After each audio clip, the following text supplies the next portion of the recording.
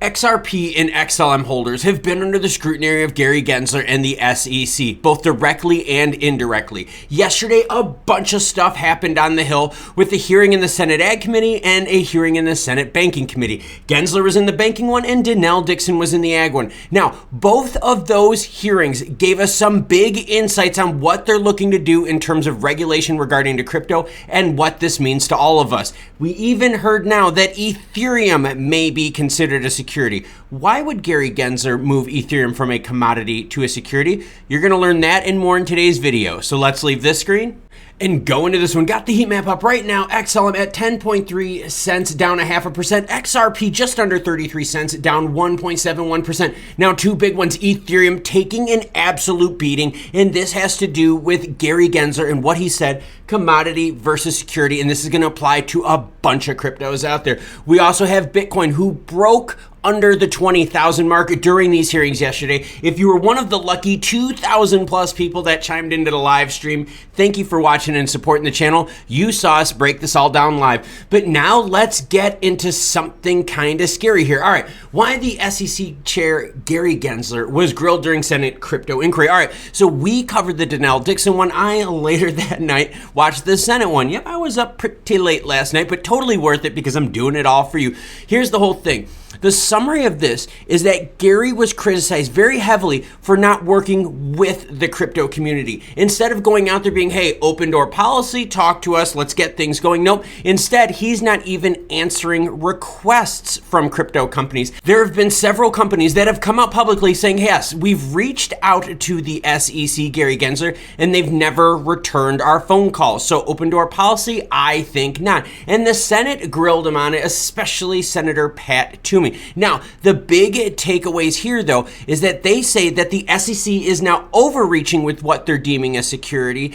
And not only are they overreaching, they're applying laws that don't really apply to cryptocurrency. And that's the big issue that we have to talk about. So now we're going to bounce to a tweet from Denelle Dixon, and this is going to give us more clarity on what's going on. She said this: unfortunately, the DCCPA fails to address the fundamental question that has plagued the industry for far too long. When is a digital asset considered a commodity versus a security? So now we're going to bounce over to another article, and again, we're going to tie this all in together.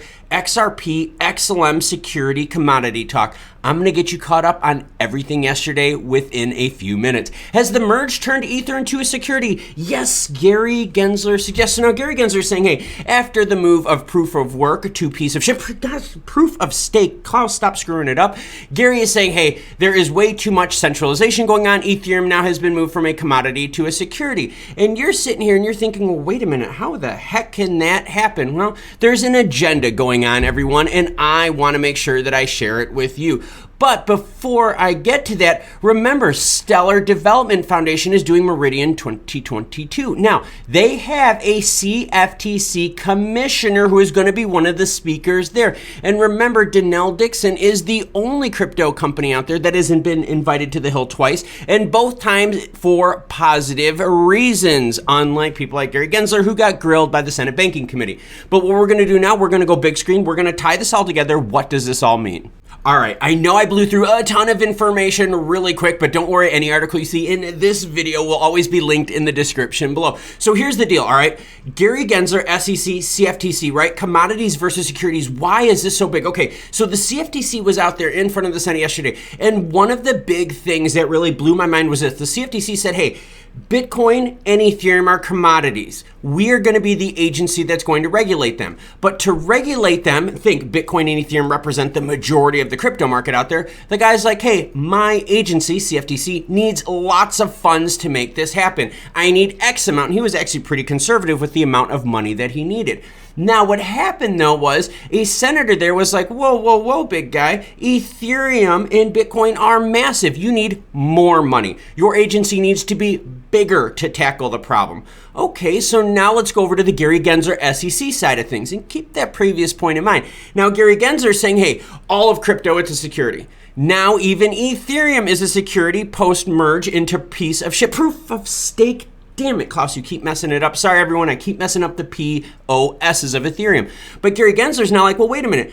Ethereum's not a commodity anymore. That gets lumped over here into all these other securities. Now, the SEC is going directly after XRP, obviously to protect the banks and slow down the progress, because ODL is kicking the crap out of it, and ODL can easily replace a whole bunch of banking systems out there. But what's happening now is Gary is saying, hey, wait a minute, you got Bitcoin, yep, you're going to stay on the commodity side. The rest of you are going to come with me. Now, XLM has been threatened by the SEC indirectly with a Grayscale spot trust application that they keep saying, well, no, you can't really do it with XLM because that's a security. Here's the thing. Gary Gensler referenced the Howey test left and right, and Denelle Dixon even said, hey, guess what? The Howey test doesn't apply. Okay, the Howey test worked good for years and years and years ago. The crypto blockchain industry requires a whole new set of rules because some of these items that we're dealing with are just very different than traditional stocks and equities out there.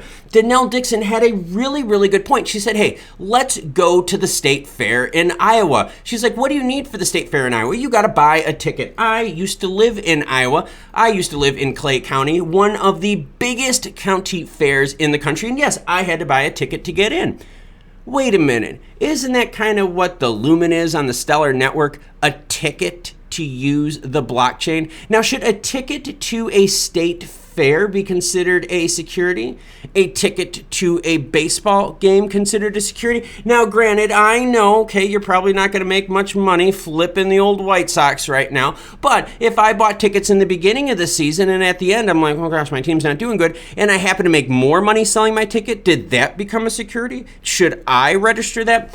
Anyways, the big tip of the pyramid is this, and Denelle Dixon and several senators on both committees said this. How can we go forward until we properly define what is a security versus a commodity? So now the fight goes from Gary Gensler in the SEC to the CFTC. Now the fight here, it's about power, but more importantly, it's about money, everyone. Yes, that is exactly what all of this comes down to. Now, recently, okay, in the United States, we just saw a new bill which allowed for the funding of 70 or 80,000 plus IRS agents. Again, increasing the size of government. Wait a minute, which increases government spending, which means we have to raise taxes, which means we're going to tax the poor even more. Okay, got it. We got the agenda. But the SEC and CFTC are both sitting here going, hey, we're regulating Bitcoin and Ethereum. We need tons of money because these are the two biggest cryptos. Gary Gensler over here with the SEC is like, everything else, the other 20,000 coins and tokens out here, those are all securities. I need tons of money to go after all these. In fact, we just saw 2 days ago, everyone, that the SEC filed a lawsuit against a Chicago-based ICO that launched its product in 2017 and 2018. Yes, everyone, 4 or 5 years behind. That's why Gary Gensler in the SEC is pushing so hard for cryptos to be considered a security so they can get as much funding as possible to build up the size of their division. Now remember, Gary Gensler was the same egomaniac out there that said, hey, when the US abolished the gold standard and moved to securities law, the securities laws became the new gold standard. No. The gold standard is there to protect everyone, Gary. And Gary, all you've done recently is protect big banks by ignoring the requests from friendly cryptos that are coming to talk to you about regulation. So see, the whole thing about all of this right now, the whole security versus commodity thing, it's control and, more importantly, everyone, money. Funding to make their particular branch even bigger, because they know if there is a political shift in the future to a side of the aisle that prefers smaller government, that's when funding can be taken away. But now, while there's control of the Senate, House, and presidency, they are able to pass bills which have money. Yes, lots of taxpayers' money built in to help these agencies out. So it's not about the idea of, hey, security versus commodity, looking out for you, the consumer. It's more about security versus commodity, who's going to get the bigger piggy bank to build the bigger division. If you thought this video was informative, check out this one right here. It'll further expand your crypto knowledge. Thank you very much for watching. Have a great rest of your day.